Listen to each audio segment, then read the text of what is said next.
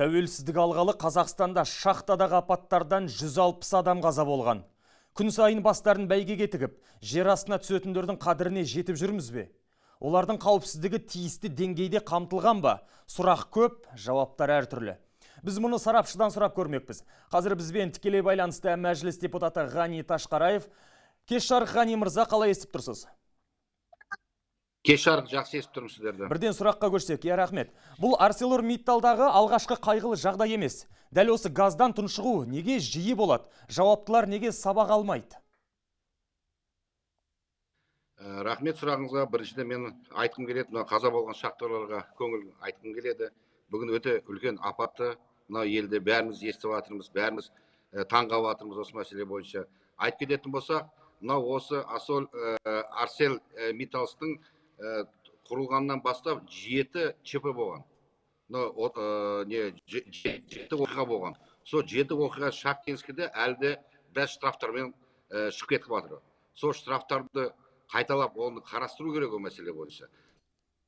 Осы мынау ArcelorMittal Шахтинскіде 40 тексеру болған. Сол тексеруден 2400 осы нарушение тапқан.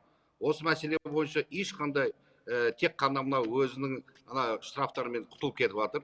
Мен ойлаймын, осы мәселе бойынша бірде даже мынау адамдарды бір неге әкелгенде ешқандай жағдайда болған жоқ. Он дело дейді ғой, мынау іс қозғап дегенде осы мәселе бойынша ешқандай мәселе қарастырылмаған.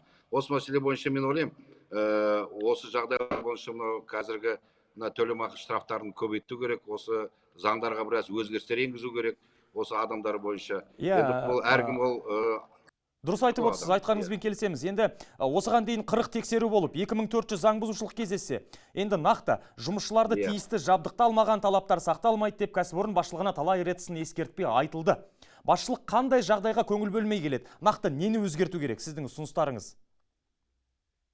Енді мен ұсыныстарым болғанда, ол мәселе бойынша депутаттық корпус 2019 жылы біздің депутаттық корпустар барғанда, ол жерде біраз технический оборудованиялар дейді ғой, оны модернизация керек. Сол мәселе бойынша біраз ұсыныстар берілген.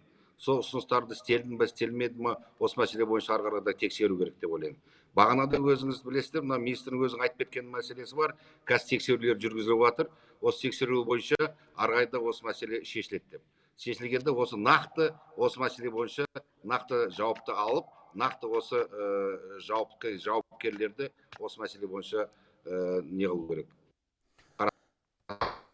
Пікіріңізге көп рахмет. Айыппұлмен құтылып кетудің құны адам өлімінде жатқанын нешінші рет куәгер болып отырмыз. Ғани мырза, сізге көп рахмет пікір бөліскеніңізге. Жаңалықтарымызды Айбат YouTube каналымыздан көре аласыздар, сондай-ақ Facebook, Instagram және Telegram парақшаларымыздан оқи аласыздар. Еліміздегі ең маңызды ақпараттарды жіберіп алмас үшін бізге тіркеліп, пікір қалдырып және достарыңызбен бөлісіңіздер.